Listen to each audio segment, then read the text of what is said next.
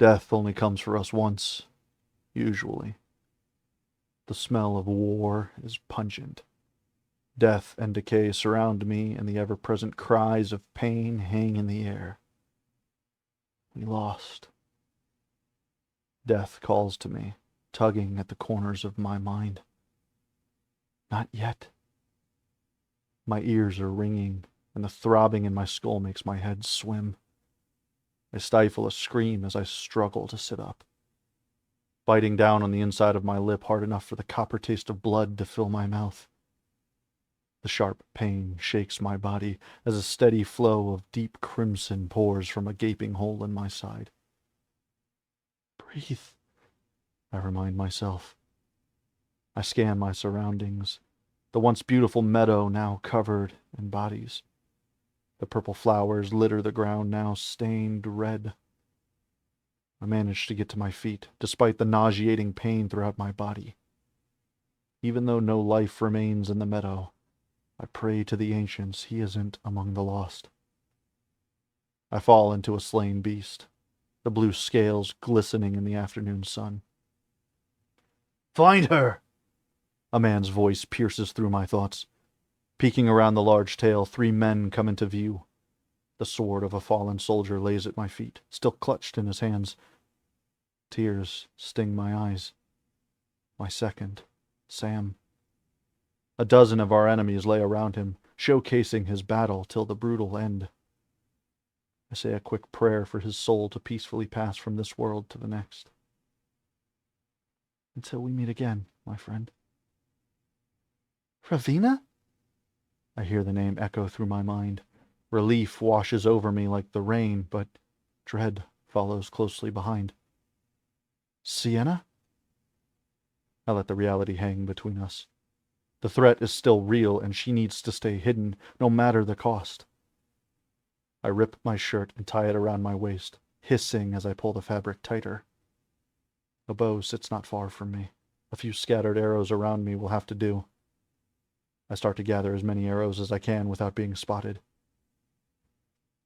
Is she... I hold my breath, not able to finish the thought.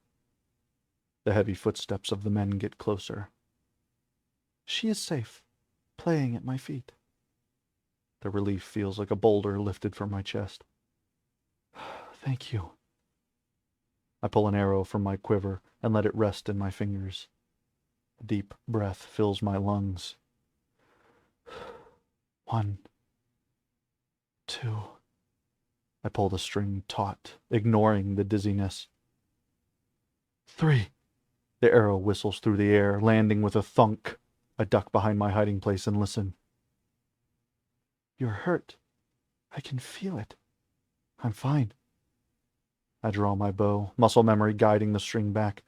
I creep around the far side of the animal and exhale, letting the arrow loose. A beastly cry comes from the man left standing as he watches the arrow collide with his friend's neck. Surprise and terror etched on both their faces. You are a stubborn woman, she hisses.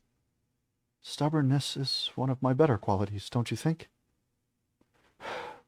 I'm coming, she insists. You are not, I snap. All of this death would have been for nothing. My head swims and my vision blurs. I feel her in the back of my mind, struggling with the decision. But she knows what will happen if she's caught. She has lived through the nightmare already. Let me lend you my power. Not yet, I insist. It's too soon. I creep forward, the last man disappearing from my view. My heart pumps hard in my chest, but it feels too slow. My vision blurs around the corners, and I fight to keep the darkness at bay. If I take her help now, and her power wears off before this is over, I'm as good as dead. You cannot die here, I say between gritted teeth. Sweat drips down my head, mixing with dried blood and falling into my lashes. I wipe my brow and wince as I fall into the beast, its rough scales nicking my skin. I drop the bow, unable to pull the string any longer, and slide a short sword from my belt just as another sword slices through the air. The zing of our blades echoes through the field, and my side screams in agony, my makeshift bandage threatening to tear. A savage, beastly sound rips from my attacker's throat. "You killed my brother!" he snarls. His eyes glaze over in fury, his assault coming down again and again. I drop down and drag my blade across his thigh, aiming for the artery. His fist connects with my eye, blood spewing on the ground at the blow. I stumble, falling to the ground. "I see fear in your eyes, your majesty." He stalks forward. "The king wants you alive, but I will enjoy watching the life drain from your eyes." He grabs my shirt, lifting me so my toes just scrape the ground. I give a bloody smile, feral and unhinged. "Strivera." The ancient word is just a whisper on my lips. I can feel my body changing, the power dangerously intoxicating. A gentle gasp fills my lungs as my wounds stitch themselves back together. He lowers me, horror spreading across his face. "The king didn't warn you?" I taunt. Pity, but not surprising. "Your death will mean nothing." I pull a dagger from my belt, shoving it deep into his heart. His eyes bulge as he stumbles backward, dropping me in the process. His hands wrap around the hilt as he falls to his knees. His eyebrows draw together, and he slowly shakes his head in disbelief. "Tell your brother I said hello." I grab my dagger and kick him in the chest, removing the blade in the process. "That was a little dramatic." Sienna's calming voice drifts through my mind. "Possibly," I shrug. "But I have seen you eat a man whole, so—" I near the edge of the forest and take one last look at the meadow. Take one last look at the meadow I used to play in as a little girl. My home ruined. Most of my people dead, and the rest in hiding. I remember the days before power tried to sink its ugly teeth into our nation. "I'm coming home." The hair on my neck stands on end, and a deep feeling of dread settles in my stomach. I slow my breathing and listen. The bugs scurry across the ground, the birds' wings flutter in the sky, and the gentle breeze whispers as it passes through the trees. "Run!" Sienna yells through our link. I don't hesitate. Pushing through the trees, my feet pound hard and fast. Sienna's borrowed magic pulses through my body. Each step propels me faster, but the human body isn't meant to carry such power, and the price is heavy. I cover miles in minutes, but it won't be enough. Blood starts to seep from my nose, a sign of reaching my limit. "Keep her safe." I push my thoughts to her, exhaustion taking over. Then I see it. Large wings create a menacing shadow over the earth. There's nowhere to hide. "We never stood a chance," I say breathlessly. "Just keep running, Ravina." "We prepared for this, Sienna." "Break the link." I bite out. My mind races as I try to reassure myself, but the pit in my stomach remains. The dragon thunders to the earth as it lands, his legs like giant tree trunks ending in fearsome talons. The gust of wind from his powerful wings blow my loose strands of hair around my face. Dark scales like chips of obsidian glint in the light, his eyes seemingly too bright, too orange to look natural. 2 long horns adorn his head, and teeth like razor blades litter his mouth. He watches me, waiting.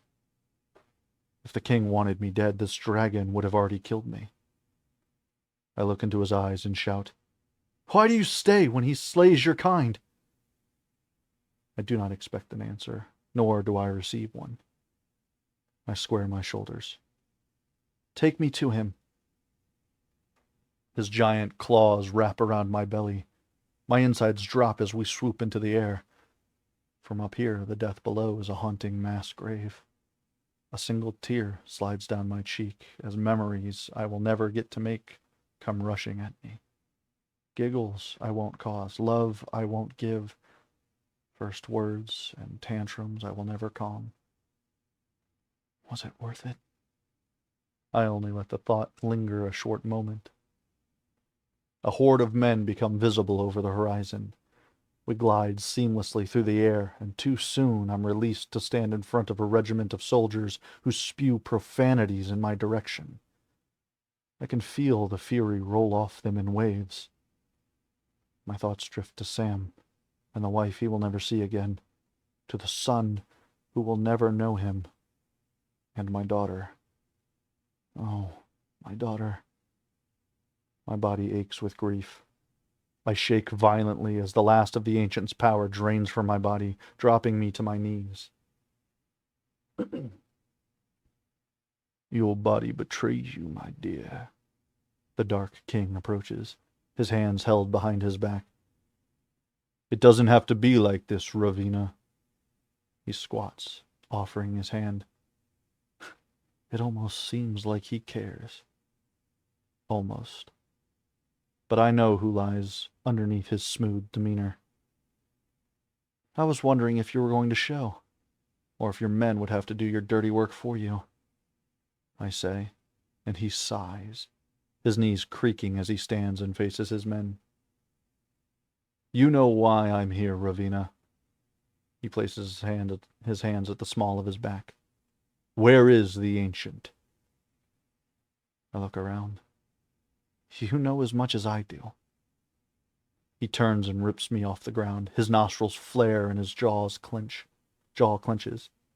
He wasn't always this way, so hungry for power that he would slaughter innocent people. However, dragon's blood does more than make you strong. It eats away at your humanity. He draws me close to his lips. We could build an empire together. The words are a whisper for only me to hear. I will forgive your treachery. He sets me on the ground, pleading with me, trying to manipulate feelings that died many years ago. I could never forgive him. He has taken away the only thing that matters to me. Flashes of my husband holding our daughter spring into my mind, but I quickly lock them away. Zekiah. I place my palm against his chest, something I had done 1,000,000 times when we were younger. You're right. It doesn't have to be like this. His eyes bore into mine. Some of the softness from years past linger there. For just a moment, I think I glimpse my old friend. When his eyes harden again, though, I know it was a mirage, a ghost of the friend I knew. I am the Dark King, he bellows. You mistake my grace for weakness, but I am growing impatient, Ravina. Bring her here, or you will die. I made peace with dying before I ever stepped onto that field. Sienna, it is me. It is time. But this could kill you. I hear the pain in her thoughts. I feel her struggle against it, but she also knows this is the only way. I am dead anyway, my friend. A single tear slips down my cheek. It is the only one I will let fall. Tell her I loved her. Always. I swallow the lump forming in my throat. The king's men gather around me, and someone grabs my arm, but I grab his blade. I turn swiftly and thrust it into his neck, then plunge it into the stomach of another. The shock lasts only a second before I am relieved of my weapon, injuring 3 more men in the process. Enough, Ravina! The king bites. Until we meet again, my friend. Until we meet again. Then she is gone. Pain pierces through my body, and I scream in agony, the blood running through my veins like acid as our bond breaks and my soul shatters. I am empty and utterly alone. The Dark King's face turns red with fury, knowing what has just taken place. I have no use for you without your bond, I smile through gritted teeth, the pain threatening to swallow me whole. How does it feel to know you've failed, Zakaya? He removes his sword, the sharp blade landing at my throat. Death taunts me. Are you scared to die, Ravina? The sword nicks my throat and blood slowly trickles down my chest. Death extends his hand with a gruesome grin. I take it, with my own defiant smile to match. No,